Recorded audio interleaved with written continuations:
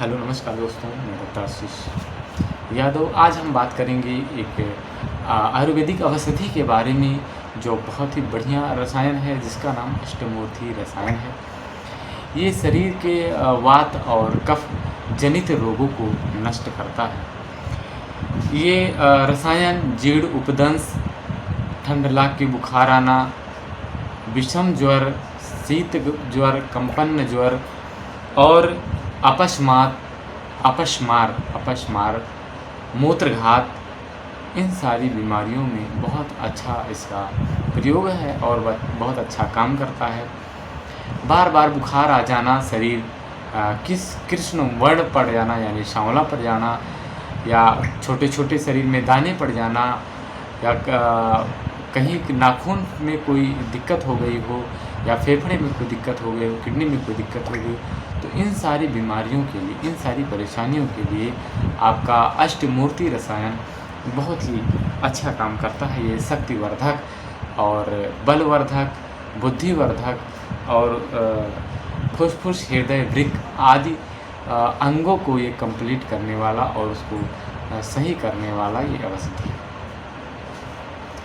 इस औषधि का प्रयोग आपको कैसे करना है? 1 से 2 रत्ती ले लेना है और अदरक के रस में उसको घिस लेना है। उसके बाद में शहद के साथ में इसको सुबह शाम लेना है। कैसे भी फीवर हो, बहुत दिनों तक बुखार रहता हो, शरीर बिल्कुल परेशान हो गया हो, लस्त हो गया हो, कमज़ोर हो गया हो, शरीर में कमज़ोरी आ गई हो, इन सारी बीमारियों के लिए आपका कृष्णमूर्ति रसायन जो है ये बहुत बेहतर काम करता है और बहुत बेहतर औषधि है।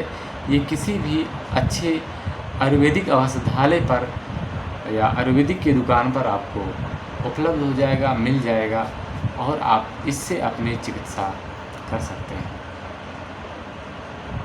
अगर बहुत सारे मरीज को ये भी देखा गया है कि फीवर आते आते उनका शरीर थोड़ा थोड़ा काले पड़ने लगते हैं और पंडु रोग हो जाता है, यानी लीवर में दिक्कत हो जाती है।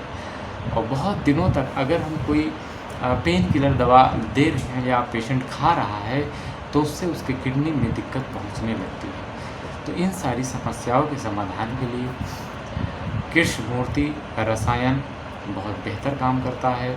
कोई भी कंपनी हो, अच्छी कंपनी हो और बेहतर तरीके से बनाती हो, ट्रस्टेड कंपनी हो, उस कंपनी का ये औषधि लेने से आपको मैंने जो बीमारियां बताई हैं, जो परेशानियां बताई हैं, इन सारी परेशानियों का समाधान हो सकता है।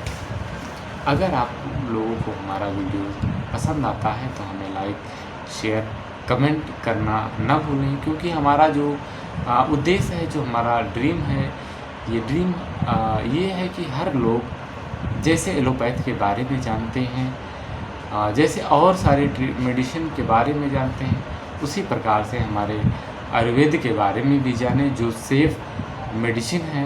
इसको किसी भी प्रकार से लिया जा सकता है, इसका कोई साइड इफ़ेक्ट नहीं है। बस लेने का आपको तरीका होना चाहिए और लेने की आपको विधि पता होना चाहिए कि किसके साथ क्या लेना है और कैसे नहीं लेना है, किस पेशेंट को लेना है, किस पेशेंट को नहीं लेना है।